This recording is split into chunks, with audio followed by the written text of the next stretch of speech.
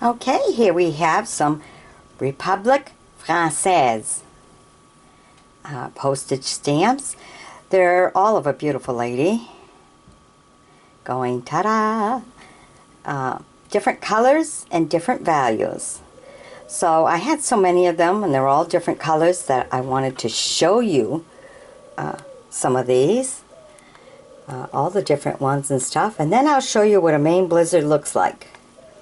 Okay, so here we have, this one's kind of brownish. 25 cents. Look at that. Beautiful. So one of the things you look for when you're looking to start a stamp collection is you look to see if the stamp is centered.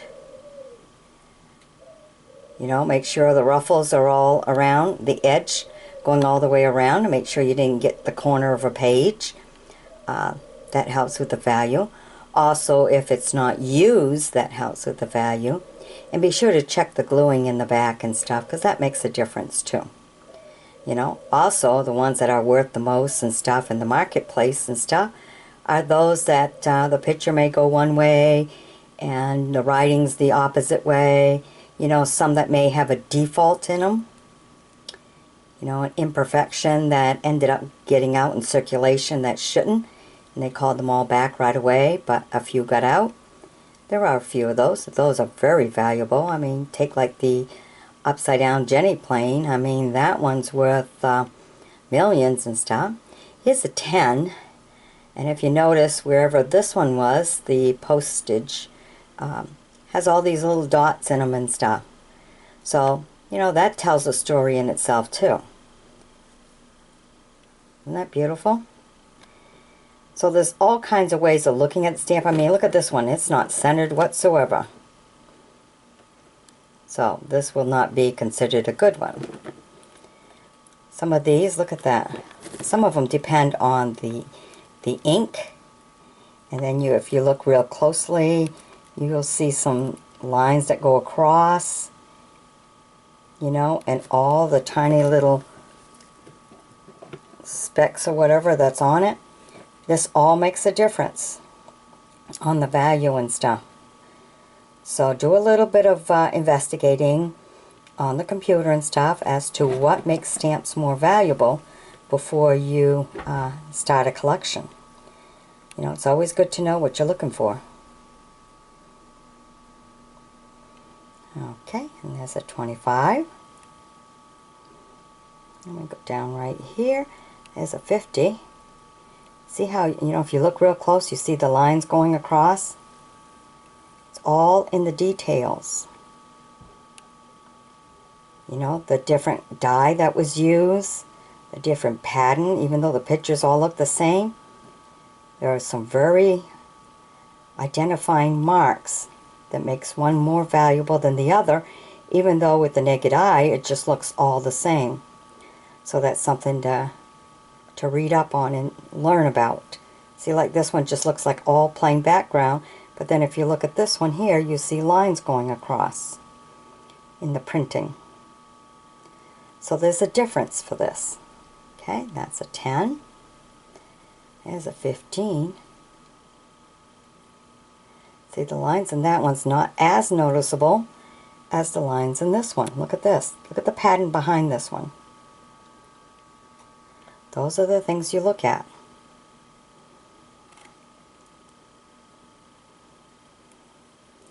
There's a 75. You see how you can see the lines going across? The dye's line and right up in the middle. Those are things to look for. There's 25. See, you don't see no lines on that one at all.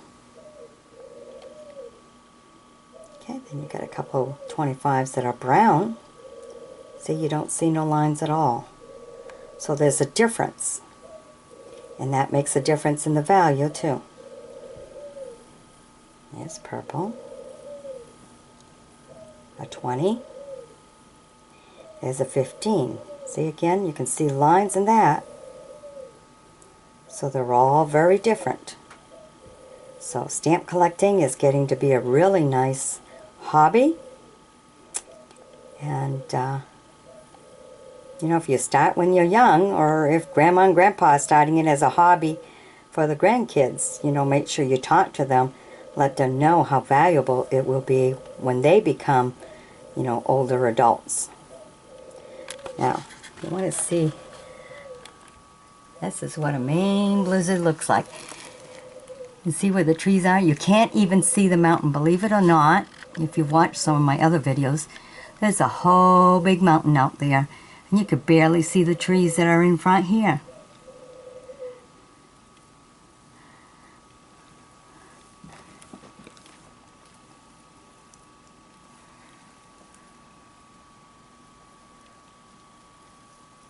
Kind of see how that's coming down.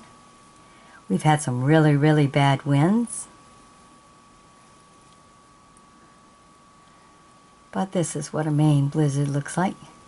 You can see it better when I put it up against the tree like that. That way you can see the speed of the snow when it's coming down.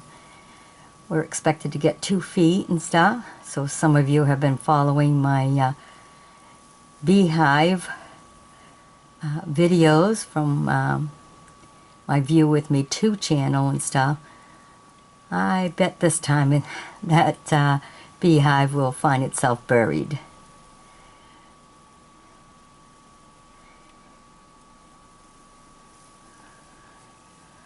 Look at that. You can't even see the fields out back. I mean the trees out back. You can barely see images of them. Look at that.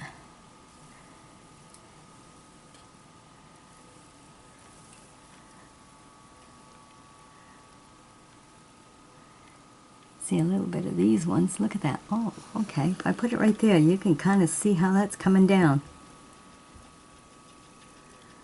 That's what you call a good old Maine blizzard.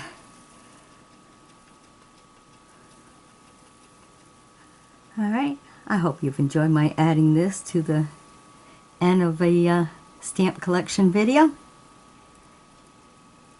Hope you've enjoyed my bringing you a bunch of stamps and everything, all from different countries all over the place. It's quite a collection I have.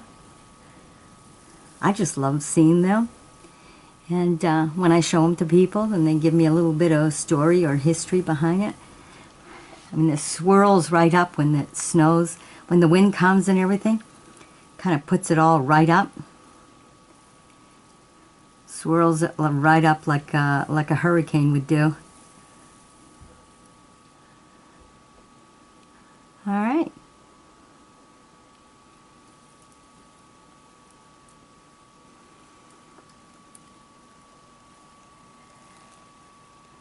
Well, stay tuned for some more stamps, and we'll bring you some more videos. Be sure to sub me as a friend now, okay? Bye-bye now.